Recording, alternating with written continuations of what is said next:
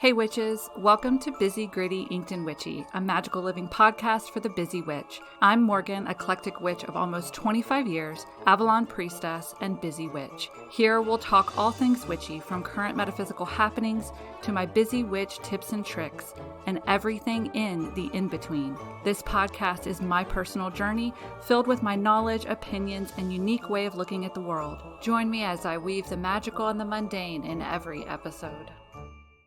Hey witches, welcome back to Busy, Gritty, Inked, and Witchy.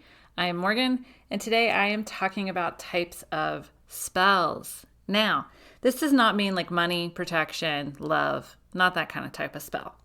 I'm going to be doing basically like spell enhances that you can use to focus your intention or help build energy to put toward your spell, and that's any spell of choice. So you can use any of these for protection spells, money spells, anything like that. Okay, they're also kind of called, I guess, container spells or containment spells in a way, because you're infusing your intentions into some type of container. But we'll get into that more. So the first thing that I definitely want to say is my disclaimer that you are the magic. Okay, a spell can be performed with you and your thoughts. And that's it. Thoughts and words are magical. So you are, I believe at least, that you are the essence of the divine. So you are the element of spirit. If you're looking at earth, air, fire, water, and spirit as the 5 elements that a lot of pagans and a lot of witches work into their witchcraft or honor or work into their magic, you are the element of spirit. So therefore, all you need to perform a spell is yourself and your intention that you send into the world, okay? Tools are available that can help you focus your intention. They can help you build your energy, but that's essentially what they are, is tools, okay? So coming from a business owner, someone who owns a witchy business, I'm going to tell you, you don't need anything. You don't need a wand. You don't need an athame. You don't need a cauldron. You don't need a crystal. You don't technically need any of this stuff to perform magic. Okay. So if anybody tells you you 100% have to have this in order to do this, they literally are trying to sell you something. Okay. And here I am, a metaphysical business owner whose job is to sell you things. I'm telling you, you don't need shit. So you are the magic. You can literally cast a spell just by thinking about something and then really pushing that thought into the world or visualizing it becoming real. Okay. But what we're going to talk about today are tools that you can use to focus your intention or to build your energy or to really hone in on your spell and kind of amplify your spell. Okay, but that's my disclaimer. You are the magic. You don't need tools to perform spells. You just need yourself and your intentions. So what we're going to be talking about today are spell jars, spell bags, enchantments, envelope spells, witches knot spells, and that's KNOT. I just went over this it was so funny with my Ink Spirit Coven members. We were talking about spells and I said something about knot spells and everybody thought because of the accent I'd said nut spells, like N-U-T. So I'm like, this is going to be great. This is going to be a great episode. And then I'm also going to briefly talk about mirror boxes. Okay. So these are all container spells, meaning that you create a container for the spell's energy to be collected and multiplied to emit outward. All right. So magic is most effective the more you can visualize it. So if you can visualize it becoming a thing, or if you are using ingredients that just make sense to you, then that's going to add even more power and energy to your spell and hopefully make it more effective when it is coming to fruition or when it is manifesting. All right. So a lot of witches, their go-to are container spells, like spell jars and bags and things like that, because as you're putting it together, you're infusing it with your intention, you're infusing it with your energy, and you're adding ingredients. Like, for example, if you are doing a money drawing bag, you're adding green gemstones that represent money, or you're adding green herbs that represent money. And it just helps build that intention, build that visualization to add more power to it so that it hopefully manifests. So the most common, of course, are spell jars and spell bags. Spell jars are also called witch bottles. They actually date back to 17th century England, and they were used to ward off dark magic or protect a witch from evil or protect someone from the evil of a witch. They were filled with things like herbs, nails, thorns, broken glass, and even urine. And this was all discovered. They actually found witch bottles in the walls of cottages in England, and they took them apart and dated the stuff inside, and it dated back to 17th century. So basically the idea of a spell jar, or especially like a witch bottle back in the day, is that if a spell was cast at a person, then the energy, that spell would be attracted to the spell jar because it had the witch's urine in it. And then all the shit inside of that jar, the nails, the thorns, the broken glass, would actually break the spell up. And the spell would never actually reach the actual witch because it would be attracted to her essence and then get trapped inside of this jar and basically just beat apart and dismantled before it could ever reach the witch. That was the idea behind a protection witch bottle. So that is why they were often buried outside of the home or within its walls. And a lot of witches still do protection jars to this day, and they'll bury them in their front yard, or they'll put them by their front door, or they'll put them in a crawl space or something. Today, jars and bags can be used for any kind of spell. So in order to put together a spell jar or a spell bag, what you want to do is cleanse the container first, and then you add the components that resonate with your intention. So that would be things like herbs, gemstones, talismans. Write your intention down on a piece of paper. Then I tell people to fold it 3 times. I've seen people bind string around their intention as well. You can also add found items like keys, feathers, salt, like found or gathered items. Basically, it's anything that makes sense to you to add to that jar for that spell, okay? You can actually buy shredded money. So if you were doing a money spell or jar, you can buy shredded money and sprinkle it in there. You could put coins in there, a couple of pennies, couple of nickels. It's symbolic. Okay, so that's what like found or gathered items are. Then the most important ingredient, and this is one a lot of people skip, and this can be added to both jars and bags. That is a personal piece of you. It is a part of your energy. Or if you're creating a spell jar for protection against a certain person, it would need to be something from them. Okay, so personal items, the easiest one are hair and nail clippings. Seriously easy. In fact, I have taught spell jar classes in person, and these were people that this was their first time meeting me. It was a workshop. There was no like, oh, make sure you bring this stuff with you. I provided the jars and everything. And so we're sitting there and I'm like, just pull a piece of hair out of your head. Like that is the easiest thing to do. But nail clippings will also work. A picture of the person or of yourself will also work.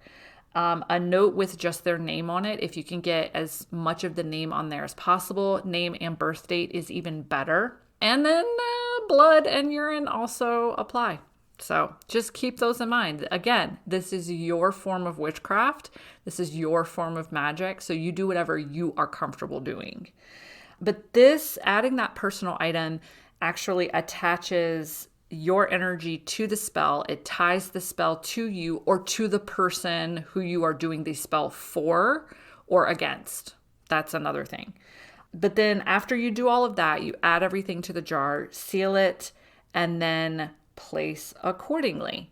As boosters, you can always add charms onto a bottle or bag that resonate with the intention.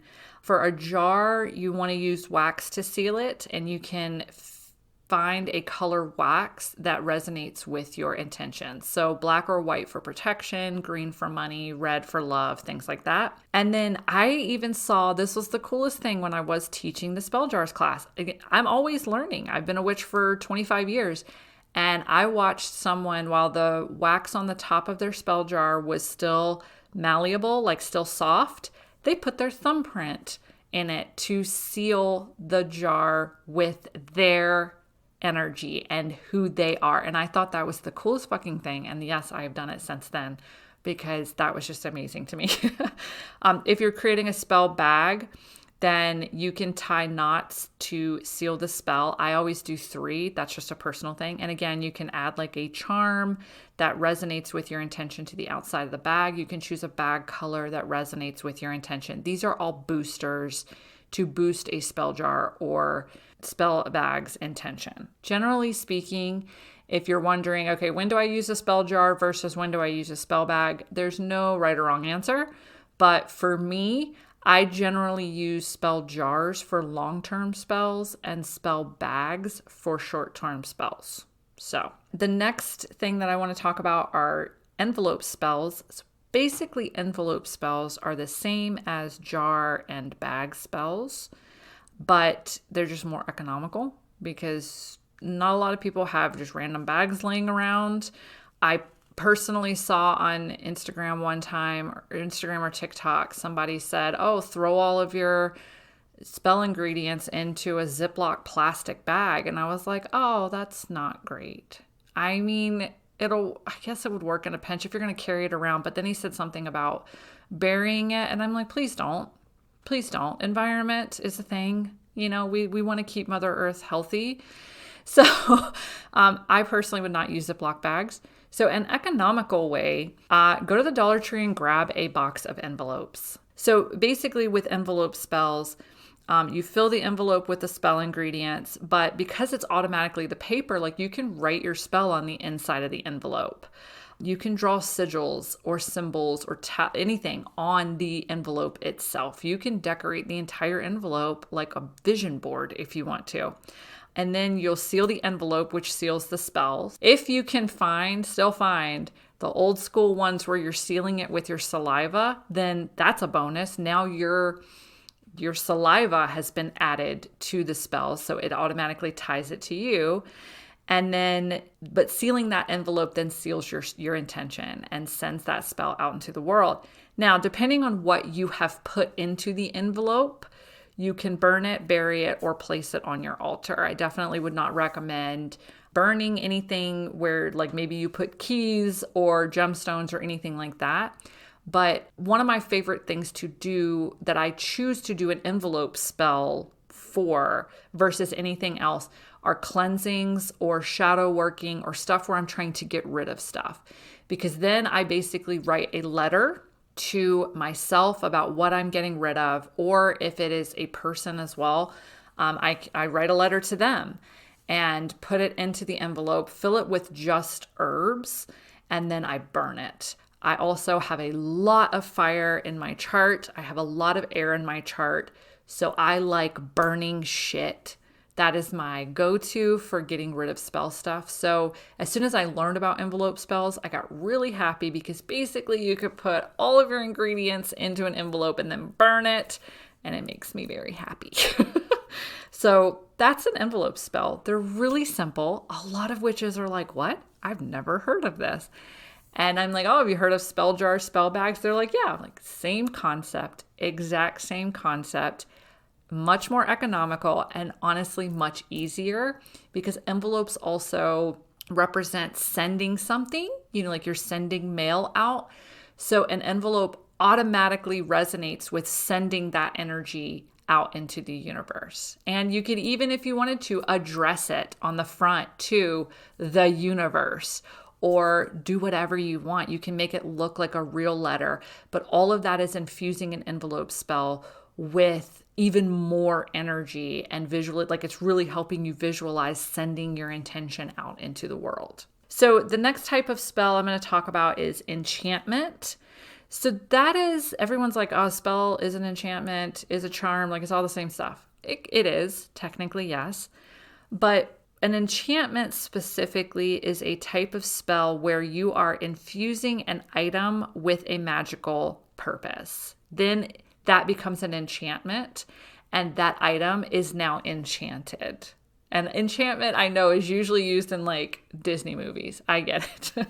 But that's what the definition of an enchantment is when you're talking about real magic. So it's generally done with gemstones or jewelry. I think that's what a lot of witches, they'll infuse a piece of jewelry with protection energy, or they will infuse a gemstone with meditation energy, and then they'll hold it while they're meditating. So everyone's probably already done it. You've probably held a candle in your dominant hand and infused it with your intention. You are, in essence, enchanting that candle with a purpose. So the cool thing about enchantments is that you are infusing magic into something that then you're giving it a job, so then it'll do its job. So like if you're infusing protection energy into a bracelet and then you wear that bracelet, then that bracelet is going to emit protective energy while you're wearing it. So that's the really cool thing about enchantments. The next spell that I'm going to talk about are witches' knots. And yes, I am running through these quickly because this is a Busy Witch podcast. You guys, you have like 30 minutes and that's what you're used to from me. And that's what I'm honoring. So we're getting the Cliff's Notes version of types of spells today. But the next one is a witch's knot, and that's Knot. So witch's knot spells help you focus energy for your intention. Basically, you would grab a cord or a string. Megan, who is our marketing witch here, she suggests using one that's at least 9 inches long. I am a fan of 3s, 9s, any combination of those. So I have to say I love that. You want to match your cord color to your intention. So if you're doing a protection spell, use black. If you're doing a love spell, use red. Or you could just use white for all purpose. So you want to tie 9 knots into the cord, visualizing the spell becoming a reality with each knot. Now, with traditional knot spells, there are words that are associated with every single knot. So usually it starts out by the knot of 1, the spell is begun, by the knot of 2, and then that's where you can either make up your own or you can search it on the internet, find one that really resonates with you. Like as you're reading it, you get goosebumps. You're like, that sounds amazing. I love that. Or you can write your own if you enjoy rhyming, because I love rhyming. But that's what you're doing. So as you're tying the first knot, you're visualizing your spell beginning, and you're saying by knot of 1, the spell's begun. By knot of 2, the spell is true, or whatever yours is. And as you tie that knot, you're visualizing that. You're saying that line outline, and you're visualizing whatever that line is happening to your spell. In a nutshell, that's witches' knots. And then the last one that I said I was going to talk about are mirror boxes. These are fun. Mirror boxes are generally done to hex or to banish or to reverse someone's spell that has been cast at you or towards you. So basically you get a box and you line the inside with reflective surface or craft mirrors. The little tins of cookies that you get at Christmas time that most people's grandmothers have all their sewing stuff in, those also make really good mirror box spells because they're already reflective on the inside, the metal is. But you want to cleanse the box, like once you've stuck all the mirrors in there or a mirror in there, or if you're using a metal tin, once you cleanse it, don't look in it again because you want this mirror box to be for someone else. So then make sure you don't look in the mirrors again, but then you place a picture or a personal item from that person inside of the box, along with the person's name written backwards on a piece of paper. So throw that in there. Then you're going to add all your shit. And in this case would probably be like graveyard dirt, nails, baneful herbs, black gemstones. I mean, whatever you want to put in there, put in there. You can spit in it. I'm not lying, because especially if the person has done some shit to you and you want to either just get rid of them and have them never contact you again, you can spit in it. It's very effective. Then you want to put the lid on, and I always tie black string around it to kind of, usually I'm using metal tins. I tie the black string around it and then drip black wax onto it to seal it all. But I throw it in the trash outside of my house. So some people bury them in graveyards. I personally just go to a trash bin or a dumpster that's not inside of my house, and I dispose of it that way. And it's going to a landfill. I get that. But if anybody on the way were like, hey, what's in this tin? Is this a tin of cookies?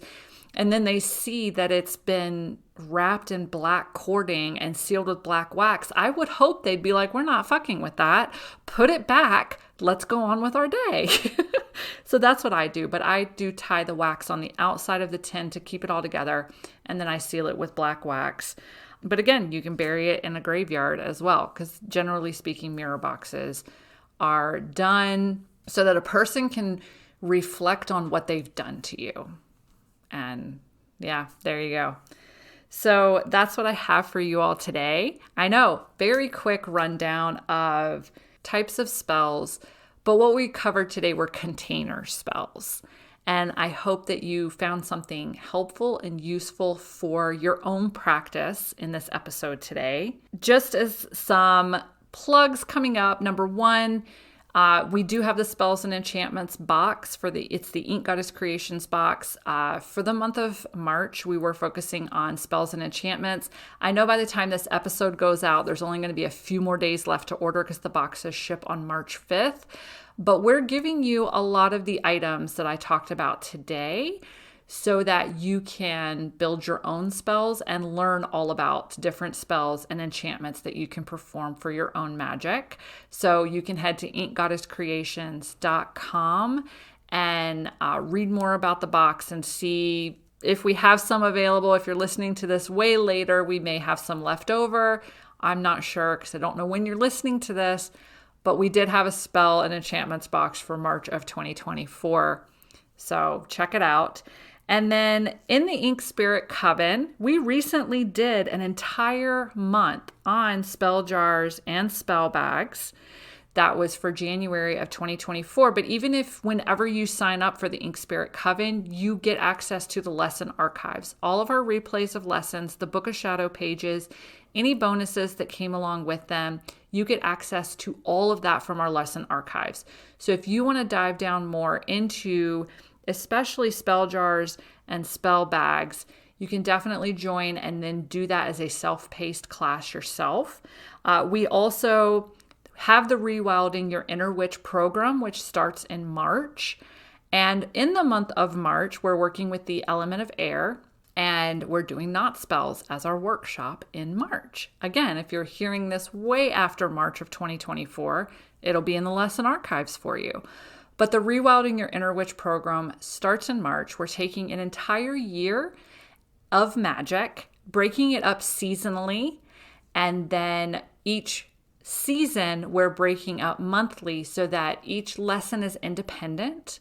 You can join at any time. You do not have to be a member for the whole year, but we're working with air for the spring, fire for summer, fall we're working with water, and then in winter, we're working with the element of earth. Each month gets broken down into a live lesson taught by me and a workshop where we're going to actually do hands-on things together. All events are held on Zoom, and we have a beautiful community on Facebook who supports one another. So if you want to join us for a year or a month of Rewilding Your Inner Witch, you can head to inkedspirit.com to learn more and sign up there. I want to thank you all so much for listening, for giving me a platform to share my knowledge. And I hope that this episode was super helpful for you, and that if you did find something helpful and if you enjoy the podcast, please like and share with others so that they also can listen and find their little ways to infuse magic into their life. Okay, so thank you so much, and I will see you all again soon. Bye.